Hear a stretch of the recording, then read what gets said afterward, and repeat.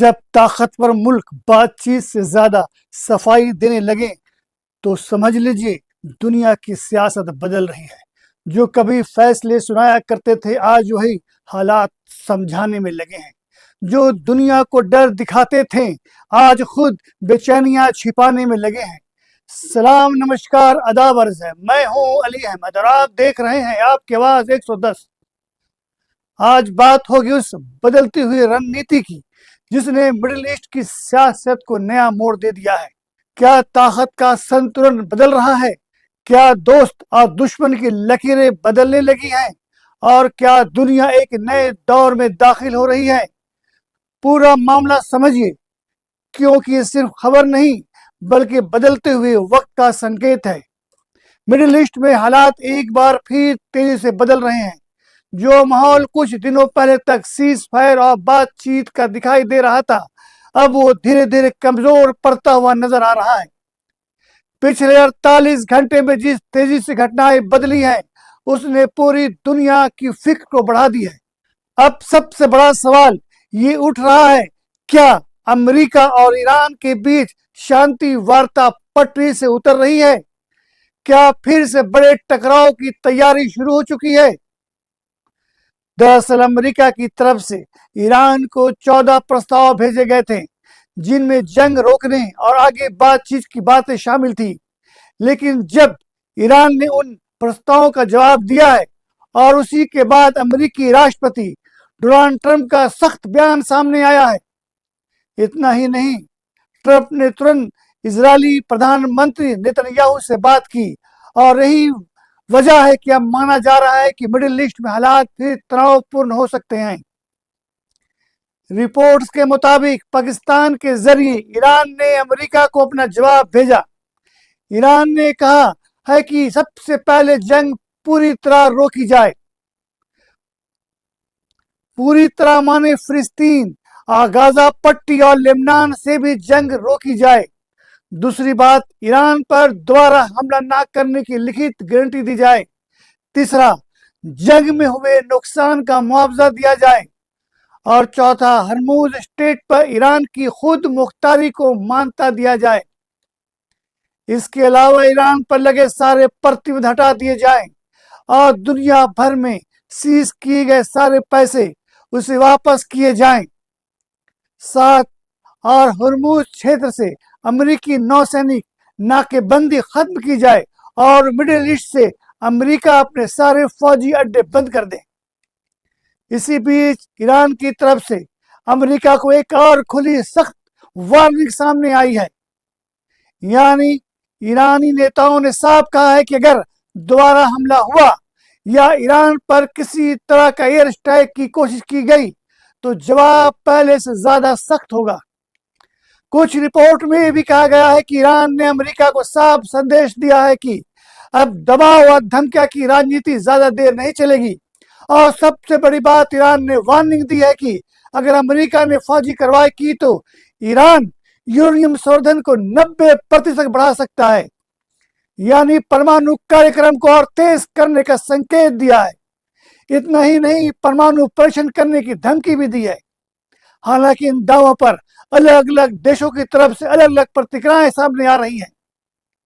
लेकिन इतना जरूर साफ है कि अब यह मामला सिर्फ आम जंग तक सीमित नहीं दिख रहा है, बल्कि परमाणु तनाव की आशंका भी पूरी दुनिया की चिंता बढ़ा रही है। और यही वजह है कि अब पूरी दुनिया की नजर अमेरिका, ईरान और इजराइल की अगली चाल पर टिकी हुई है। हालांकि ईरान का जवाब अमेरिका को पसंद नहीं आया। डोनाल्ड ट्रंप ने साफ कहा कि ईरान की शर्तें उन्हें मंजूर नहीं।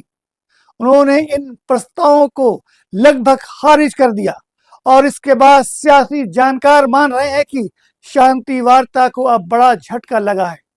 यानी अब बातचीत कमजोर पड़ती हुई दिखाई दे रही है। सबसे खास बात यह कि ट्रंप ने तुरंत नेतन्याहू से बातचीत की और दुनिया जानती है कि नेतन्याहू हमेशा सख्त फौजी कार्रवाई के हिमायती रहे हैं। इजराइल लंबे वक्त से ईरान के परमाणु और फौजी ढांचों को खत्म करना चाहता है और इसी वजह से अब बड़े हमले की आशंका फिर बढ़ती दिखाई दे रही है। इसी बीच खाड़ी इलाके में भी तनाव बढ़ गया है। यूएई के आसमान में ड्रोन देखे गए। कतर के पास एक मालवाहक जहाज को निशाना बनाया जाने की खबर आई। अरब यूएई में हुई हमले पर ईरान का हाथ होने का शक किया जा रहा है। हालांकि इन खबरों की स्वतंत्र अंतर्राष्ट्रीय पुष्टि अभी तक नहीं हुई है, लेकिन इतना जरूर साफ है कि पूरा खाड़ी इलाका हाई अलर्ट तक पहुंच चुका है। इधर ईरान की तस्नीम न्यूज एजेंसी ने दावा किया है कि अमेरिका का F-35 लड़ाकू विमान मुश्किल में फंस गया है। कुछ रिपोर्ट्स में ये तक कहा गया है कि उसे इंटरसेप्ट कर लिया गया है।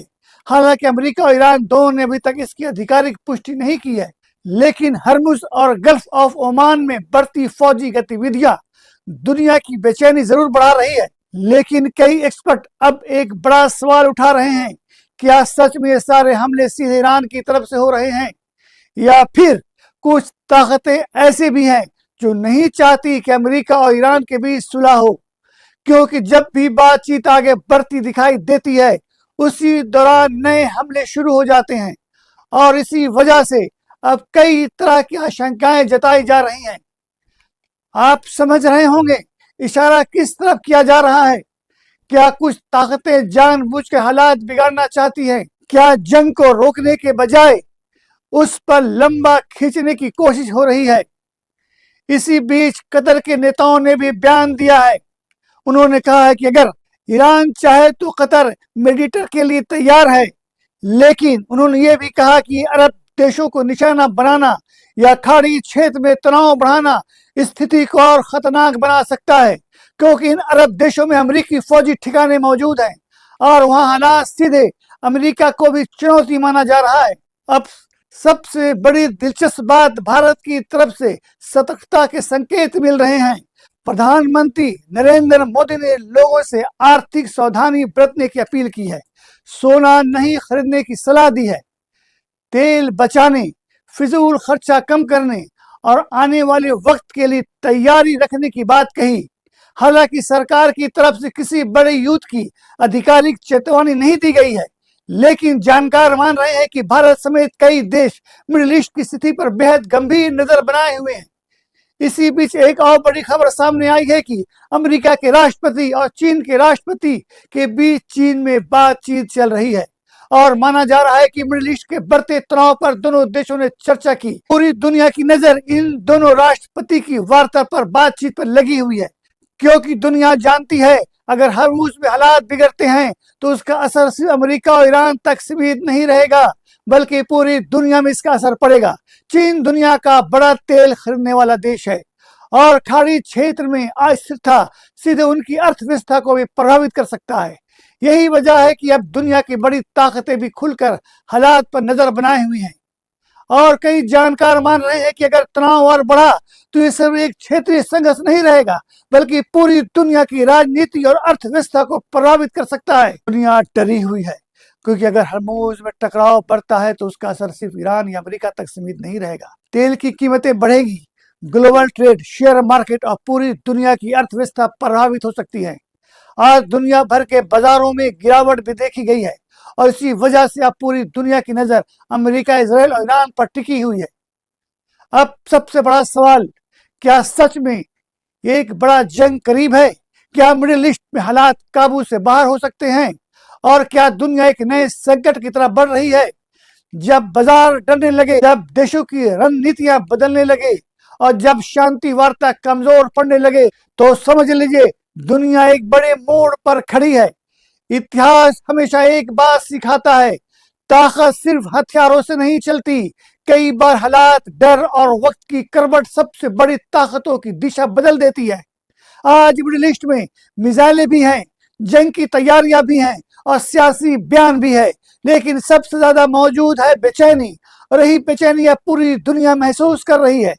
वक्त बदलता है तो लहजे भी बदल जाते हैं। जो कभी झुकना नहीं जानते थे, कई बार वही समझौते तलाशने लगे हैं।